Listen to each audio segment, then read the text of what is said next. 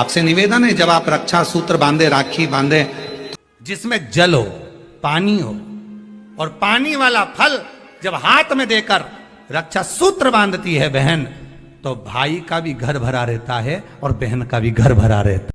उसमें श्रीफल। आपसे निवेदन है, जब आप रक्षा सूत्र बांधे, राखी बांधे, तो राखी भी श्री शिवाय नमस्तुभ्यं, श्री शिवाय नमस्तुभ्यं, श्री शिवाय नमस्तुभ्यं।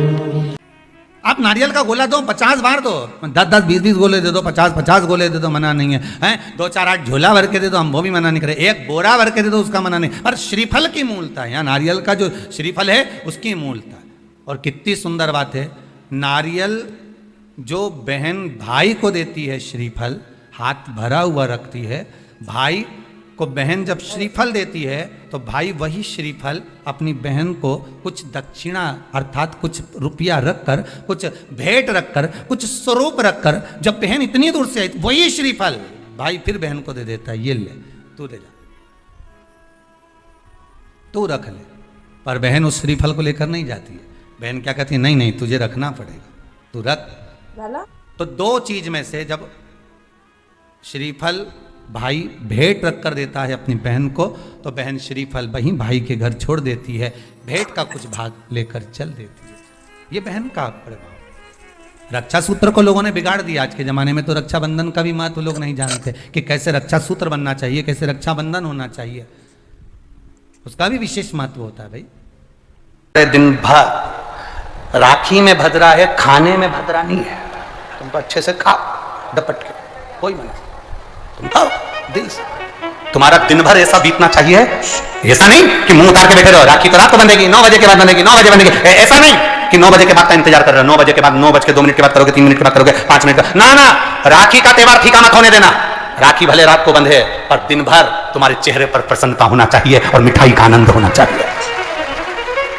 दिन भर तुम्हारे चेहरे पर प्रसन्नता हो कि आज रक्षाबंधन है, नहीं तो त्योहार को तुम छोटा कर दो, सुकुड़ दो, ऐसा नहीं, बड़ा हमारा दिन भर त्योहार रक्षाबंधन का, खूब एंजॉय करो, अपने जीवन को आनंदित करो, और मेरे भोलेनाथ को आप अपना भाई बनाओ, मेरे शंकर को अपना रक्षाकर्ता बनाओ, मेरा देव अधिदेव महादेव तुम्हारे से कदम मिलाकर चले, यही भाव रखते हैं। शिव तत्व की प्राप्ति शंकर का मूल, उसकी भी मूलता होती है।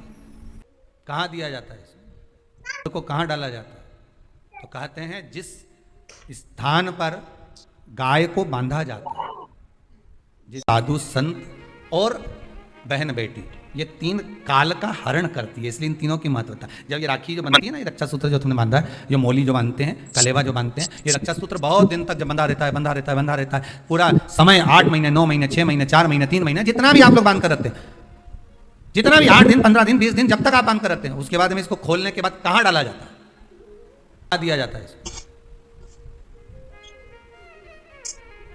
वो रक्षा सूत्र को कहाँ डाला जाता है, तो कहते हैं जिस स्थान पर गाय को बांधा जाता है, जिस स्थान पर गाय को बांधा जाता है, उस स्थान पर इस रक्षा सूत्र को ले जाकर एक और किसी भी खूंटे से गाय के, या गाय का जो ग्वाड़ा होता है, गाय जहाँ बंधती है उस स्थान पर कोई कील लगी हो, कोई खूंटा लगा हो, उससे इस रक्षा सूत्र को खोलकर बाद में बांध दिया जाता, वहां रख दिया जाता। क्यों, किस लिए रखते हैं, क्यों जोड़ा गया इसको हिंदू धर्म में, रक्षा सूत्र को गाय से क्यों जोड़ा गया, उसका कारण केवल इतना है कि गौ माता जब तक आपने रक्षा सूत्र बांधा, इसके बाद रक्षा सूत्र आपने अगर गौ माता के उस ग्वाड़े में कहीं ले जाकर बांध दिया है, दे दिया है, रख दिया है, 33 कोटि देवता गौ माता के भीतर विराजमान होते हैं, 33 कोटि देवता गौ माता के भीतर रहते हैं, और केवल ये जो ये गाय जहां बंधती है, गौशाला जो होती है ना, गाय जहां बनती है, जहां पर गौ माता निवास करती है, हम तो कहते हैं लोग वृंदावन किससे मिलने जाते हैं, जम के बोलिए जरा, भगवान कृष्ण से, ठीक है, और भगवान कृष्ण किसको चराने जाते हैं, गौ माता, मतलब तुम कृष्ण जी के पीछे और कृष्ण जी गौ माता के पीछे, क्यों, तो उसका सीधा सीधा प्रसंग है कि गाय के ग्वाड़े में, गाय के उस आंगन में, गौशाला आदि में जहां गाय बनती है, उस जगह पर अगर आपने रक्षा सूत्र बाद में बांधने के बाद 8-15 दिन, महीने भर, 2 महीने, 4 महीने, 6 महीने, 8 महीने के बाद में आपने वहां बांध दिया, रख दिया, तो जिसके हाथ में बंधा होता है उसकी रक्षा स्वयं गौ माता में विराजमान 33 कोटि देवता करते हैं, उसकी रक्षा का सूत्र फिर वो संभालते हैं। फिर वो आपकी नहीं, फिर वो संभालेगा।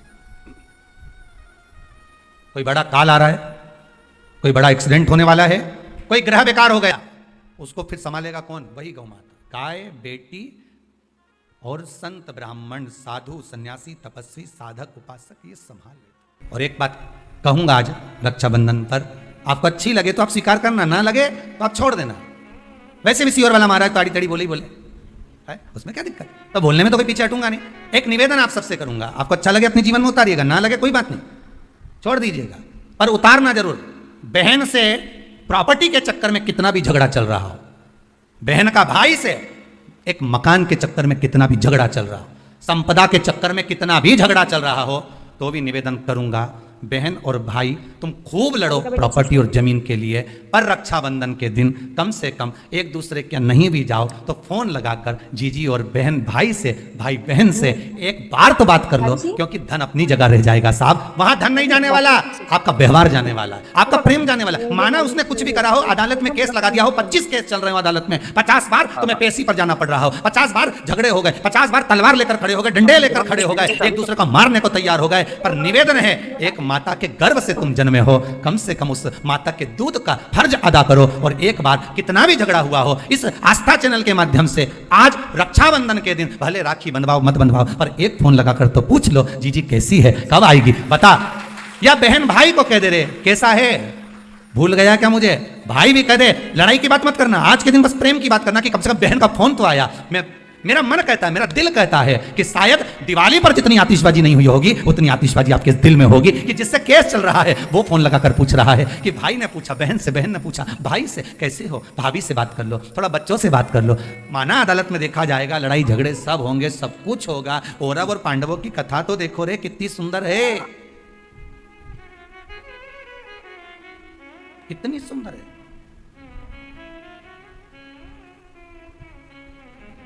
पांडवों की बहन सुभद्रा राखी बांधने कौरवों को जाती है, कौरवों की बहन राखी बांधने के लिए पांडवों को जाती है। जरा विचार करिए,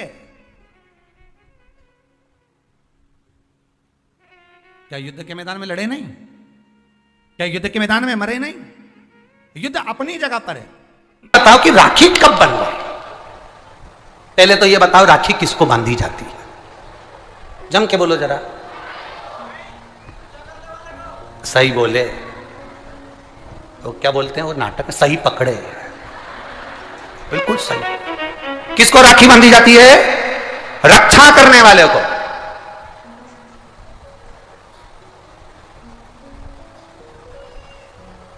अब तुम्हारी बहन तुम्हारे साथ चल रही है और तुम्हारी जिंदगी में हर पल वो तुम्हारा साथ दे रही है कि नहीं रक्षा करने वाली? राखी आप अपनी बहन को भी बांध सकते हो।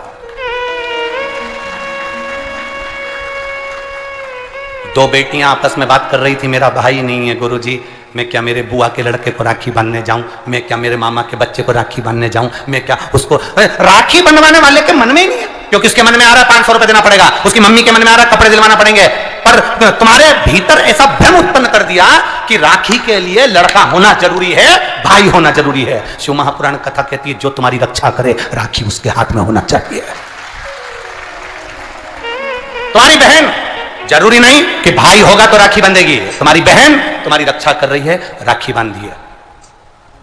रक्षा करने वाला पिता भी होता है, बेटी अपने बाप के हाथ में भी राखी बांध सकती है, वो रक्षा करता है।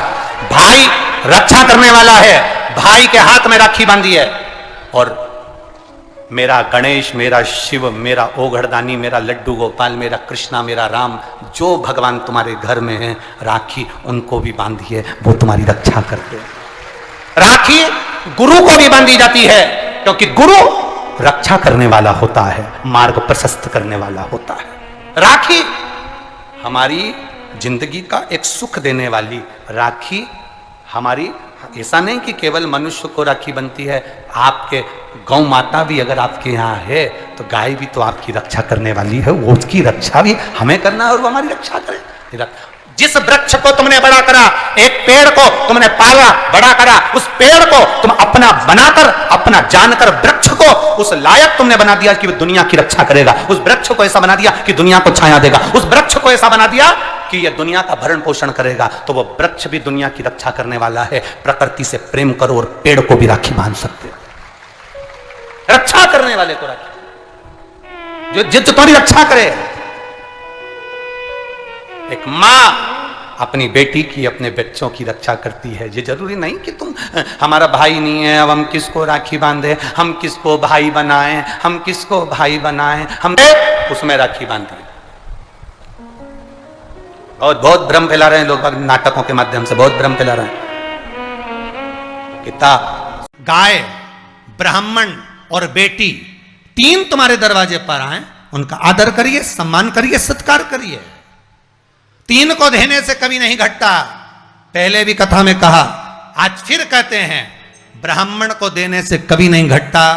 संत, ब्राह्मण, साधु, सन्यासी, तपस्वी, साधक, उपासक, इनको देने से कभी नहीं घटता। दूसरा, गौ माता को देने से कभी नहीं घटता। और तीसरा, बहन बेटी को देने से कभी नहीं घटता। इनको देने से बढ़ता ही है, घटेगा नहीं।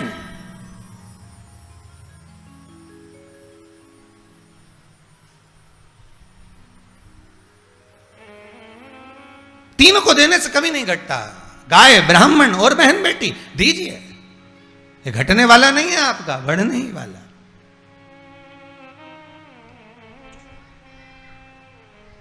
महाराज, आप मेरे दरवाजे पर आए हो, ब्राह्मण आज मेरे द्वार पर आया है और ब्राह्मण मेरे दरवाजे पर आया है। कितना सुंदर बात है महाराज। गाय तुम्हारे दरवाजे पर अगर आकर खड़ी है, रोज 9 बजे भोजन देते हो, रोटी देते हो, आज 11 बजे आ गई, वापिस पलट कर आ गई, समझ लेना कोई काल आने वाला था। गौ माता इसलिए दरवाजे पर आकर खड़ी हो गई है, कोई काल तुम्हारे सम्मुख में आने वाला था। गाय ने तुम्हारे घर का अन्न खाया है, इसलिए गौ माता ने उस काल का हरण कर लिया। गाय उस काल का हरण कर गई।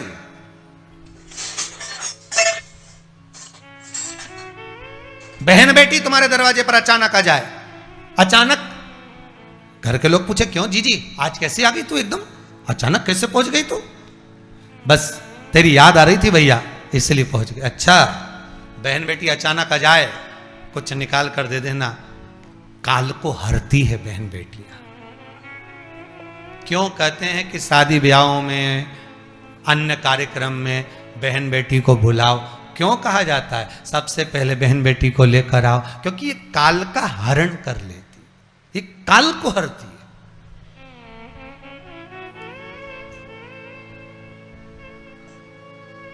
गाय तुम्हारे सामने आ जाए, वो काल का हरण कर रही। बहन बेटी तुम्हारे दरवाजे पर अचानक पहुंच जाए, कुछ दे दीजिए, काल का हरण करती है। संत ब्राह्मण तुम्हारे दरवाजे पर जाए, कुछ दे दीजिए, काल का हरण करते हैं।